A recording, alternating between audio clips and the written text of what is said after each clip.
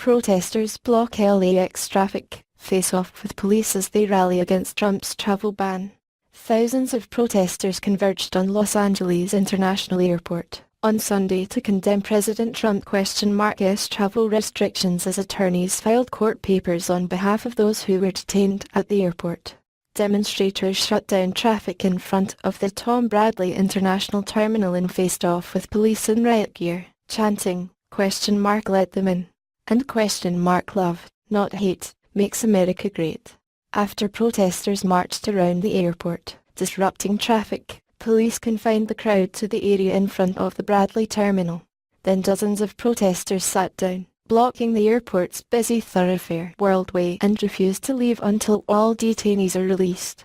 Two lines of airport police officers with helmets and batons stood nearby. At 10 p.m., 2 people were arrested for blocking the roadway, according to LAX police officer Rob Pedregon. Late Sunday, airport officials said police and demonstrators had brokered an agreement that allowed for upper and lower level roads to alternate being fully open for 30-minute periods. During each period, demonstrators could block one level for 15 minutes while the other level remained open. The plan to alternate protest locations was to continue until the demonstrators fully disperse later tonight.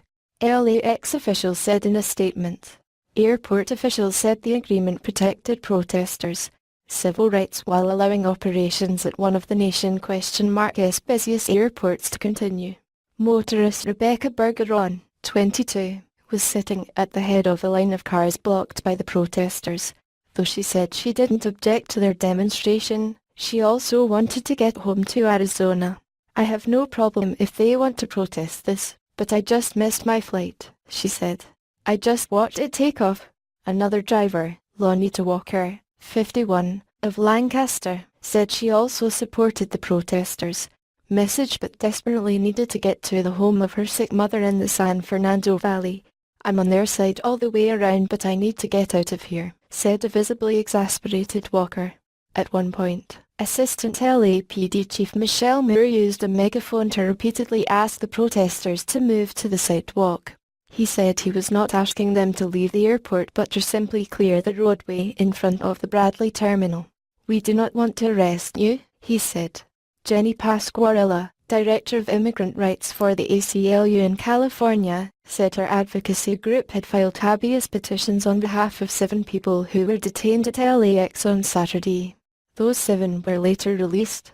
The ACLU filed an amended petition on Sunday asking a federal judge to order that all detainees obtain access to lawyers as well as phones.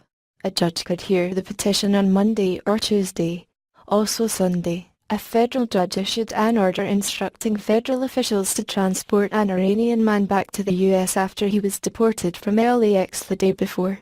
The judge cited the irreparable harm the man could face as well as the likelihood that his deportation violated the Constitution and the Immigration and Nationality Act. Pasquarella also said federal immigration officials have been urging some detainees to waive their applications for admission to the U.S., an allegation echoed by ACLU officials in other cities.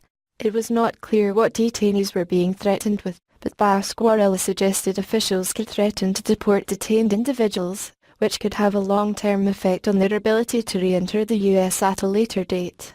The U.S. Customs and Border Protection Agency did not respond to requests for comment. Lindsay Tochilovsky, an attorney and the executive director of the Immigrant Defenders Law Center, said employees with U.S. Customs and Border Protection are not answering questions from lawyers seeking to speak with detainees, including how many detainees there are at the airport.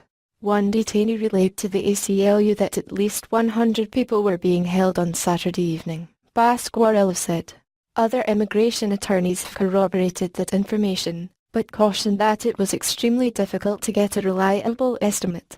A law enforcement source told The Times that 13 people had been detained at Terminal 2 on Saturday night, but each of them held a green card and was eventually released. The source could not provide detention figures for the Tom Bradley International Terminal. Jacob Kemper, a 35-year-old Army veteran who served 2 tours in Iraq, said he was infuriated to think soldiers he fought alongside might be denied entry to the country. "I really don't care about religion, But I really hate oppression, he said, holding a sign that read, "I fought next to Muslims. That's the way America is going." Nurse Jamie Shoemaker, 51, of Los Angeles stood at the entrance of the international terminal holding an American flag in one hand and carrying a sign that read, "Muslims are welcome here, racists and fascists are not." She called Trump's order un-American. "This is not the country I want," she said. "This is not the country I grew up in." Sheh Soltani, a network engineer, fled the Iranian Revolution 40 years ago and still has family members in Iran. She doesn't know if she will be able to see them again. As she and hundreds of others marched through the international terminal Sunday, she said she was horrified by Trump's order. "I am so hurt by this," she said. "He is against freedom of speech and the Constitution and everything I believe in as an American." She said if Trump's order stands and his wall is built, what's the difference between us and Syria or Iran or any oppressive government? His actions, she said, erode the very ideals that attract refugees to the United States. Otherwise why come here?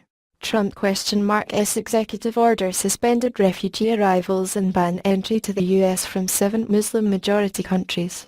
It indefinitely blocks Syrian refugees and bars entry to the US for 90 days for those traveling from Iran, Iraq, Libya, Somalia, Sudan, Syria and Yemen.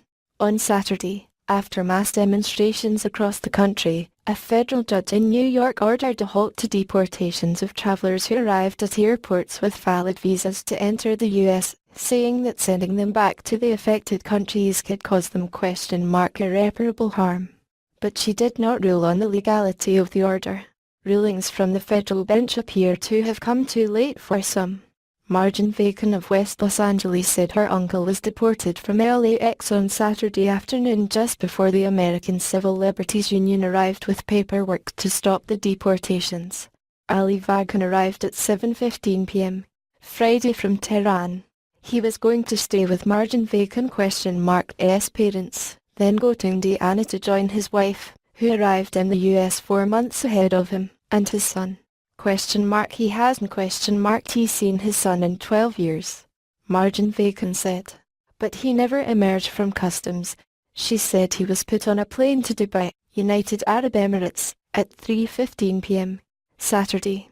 The ACLU was trying to prevent his deportation but arrived with paperwork 45 minutes too late.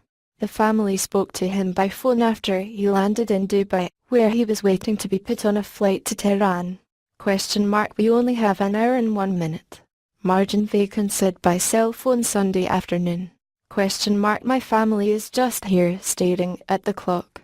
He?S literally crying in the airport in Dubai, she said.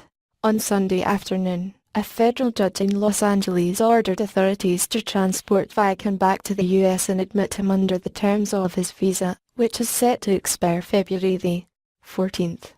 U.S. District Judge Dolly M.G. said in her order that Bacon had demonstrated a strong likelihood of success in establishing that removal violates the Establishment Clause, the Immigration and Nationality Act, and his rights to equal protection guaranteed by the United States Constitution. By the time the order came down, Bacon was on a plane bound for Tehran, and his family said they were uncertain what would happen next. Anna Gill, 61, immigrated to the US from Palestine 45 years ago, wearing a sky blue hijab and holding a small sign that said, "Dump Trump." She said she believed others deserved the same opportunity. "Injustice is growing in our country," said Jill, who lives in Anaheim. "This is clearly targeting a specific group of people." Holding a sign that read, "Where Anne Frank is a Syrian child," Alexandra Noyes, 41, said her background as a Jewish woman made her decide to drive to the airport from Costa Mesa on Sunday morning. "As a Jewish kid you are relentlessly trained to stand up for people who are being oppressed in the way that the Jews have been in the past," she said. Around the time of the election, it became pretty clear that now is the time. Roughly a dozen counter-protesters popped up on the street across from the Bradley terminal, holding signs that said, "Extreme vetting," and "Keep refugees out," saying they were tired of the flow of illegal immigrants into the US that they believe jeopardizes the safety of American citizens. Shmuel Temple, 63, of Los Angeles said she was sick of watching immigrants in the country illegally steal benefits and services from American citizens, specifically veterans and homeless persons who need aid. "They are coming here and taking everything away," said Temple, a former bookkeeper who said she lost her job in healthcare after she was fired for an inability to speak Spanish. Asked what she thought about reports of green card holders, who are legal residents of the U.S., being detained, she said those reports were lies. Raul Rodriguez Jr., the coordinator of a group called America First Latinos, said he was concerned about what he believes is a surge in crimes committed against Americans by immigrants in the country illegally. "They are lawbreakers. They have violated federal law and they need to be deported." Los Angeles police officers and airport officers have established 2 lines at the airport, seemingly controlling foot traffic and keeping people from entering the street in front of the international terminal. A few officers could be seen wearing riot helmets, and most of the officers seemed to be situated near a group of pro-Trump demonstrators.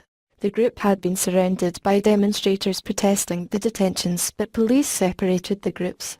Protesters have completely blocked the inner roadway on the lower level of the Bradley terminal, and smaller crowds have also popped up on the opposite side of the street as well as the adjacent parking structure and the roadway connecting the deck to the departure level. There was an almost carnival atmosphere as some protesters marched around the lower level of LAX beating drums, blowing whistles and chanting, "No ban, no wall, sanctuary for all."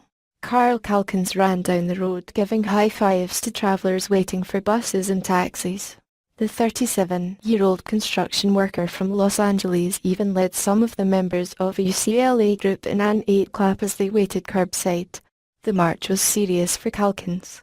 He said he came in place of 2 friends, green card holders from Somalia and Sudan, who said they were afraid of protesting in the wake of Trump's ban. "Immigrants make this country great," he said. Across the street from the terminal, a dozen or so men, women and children put their knees down on rolls of butcher paper for the Dur prayer, the second of 5 daily prayers for Muslims. Masih Faulodi, a lawyer and advocacy manager with the Council on American Islamic Relations, said he was heartened by the positive energy from the crowd. "It is great to see so many people out in solidarity," he said. Araz Marocchian stood at the door of the international terminal wearing a U.S. national team soccer jersey and holding a sign that read, "We are a nation of immigrants." Marocchian, a graphic designer from Glendale, knows that personally. Her family came to the United States from Armenia when she was 3 years old. She had a green card until she was 18. When she arrived at the protest Sunday, she overheard a family that had been detained by customs officials describing their ordeal. "I started to tear up," she said. "That easily could have been me." She was heartened by the large turnout. Nearby, Rep. Maxine Waters, de Los Angeles, was leading the crowd in a chant, "No ban, no wall, you build it up, we'll tear it down. I'll be here tomorrow if I need to," Marocchian said. 0:20 p.m. This story was updated with information that 2 people were arrested. 10:45 p.m. This story was updated with information on the agreement brokered between protesters and police. 9:55 p.m. This story was updated with additional information from immigration attorneys. 9:00 p.m. This post was updated with new information from police. 7:00 p.m. This story was updated with new information from police regarding demonstrators. 6:10 p.m. This story was updated with new information about protesters blocking traffic at LAX. 4:30 p.m. This story has been updated with details on a federal judge S ruling ordering a deported Iranian man back to the US. 4:08 p.m. This story has been updated with more comments from protesters. 3:15 p.m. This story has been updated with more information about detainees and security at LAX. To 20 p.m. This story has been updated with more comments from protesters. 1:35 p.m. This story was updated with more information about demonstrators. 1:20 p.m. This story was updated with information from the ACLU. 1 p.m. This story was updated with more comments from demonstrators at LAX. This story was originally published at 12:20 p.m.